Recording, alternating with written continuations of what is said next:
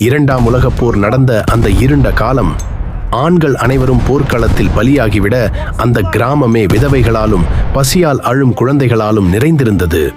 ஆனால் விடியற்காலையில் ஒவ்வொரு வீட்டின் வாசலிலும் மர்மமான முறையில் ஒரு மூட்டை தானியம் வந்து விழுகிறது. அந்த தானியத்தை அங்கே வைத்த தேவதை யார்?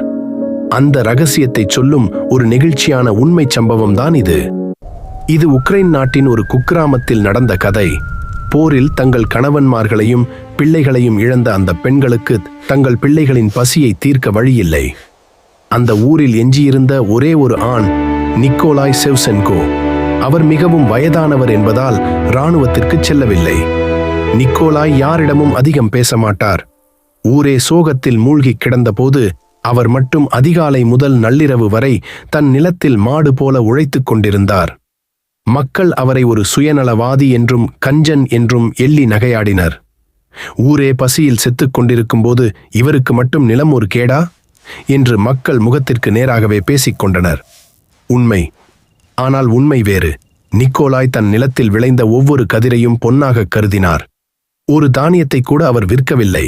இரவு மக்கள் அனைவரும் உறங்கிய பிறகு தன் தள்ளாடும் முதுகில் கனமான தானிய மூட்டையை சுமந்து கொண்டு ஊரில் பசியால் வாடும் ஒவ்வொரு வீட்டின் வாசலிலும் அந்த தானியங்களை வைத்துவிட்டு வந்தார். அவர் யாரிடமும் கைத்தட்டல் எதிர்பார்க்கவில்லை, எந்த புகழும் விரும்பவில்லை. பல ஆண்டுகள் கழித்து நிக்கோலாய் இயற்கை எய்தினார். அவர் மறைவுக்கு பின் அவரது சிறிய குடிசையை மக்கள் சுத்தம் செய்தபோது ஒரு பழைய டைரி கிடைத்தது. அதில் அவர் ஒவ்வொரு நாளும் யாருக்கு எவ்வளவு தானியம் கொடுத்தார், யாருடைய குழந்தை பசியால் அழுதது என்ற விவரங்கள் கண்ணீரால் எழுதப்பட்டிருந்தன.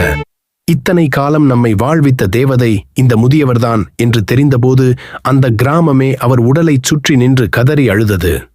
நண்பர்களே, உதவி செய்ய பணம் தேவையில்லை, அடுத்தவர் பசியை உணரும் இதயம் இருந்தால் போதும். நிக்கோலாயின் இந்த தியாகம் உங்களை நெகிழ வைத்திருந்தால் மறக்காமல் லைக் செய்து உங்கள் நண்பர்களுக்கும் பகிருங்கள். இது போன்ற உண்மைச் சம்பவங்களுக்கு இப்போதே சப்ஸ்கிரைப் செய்யுங்கள். நன்றி, வணக்கம்.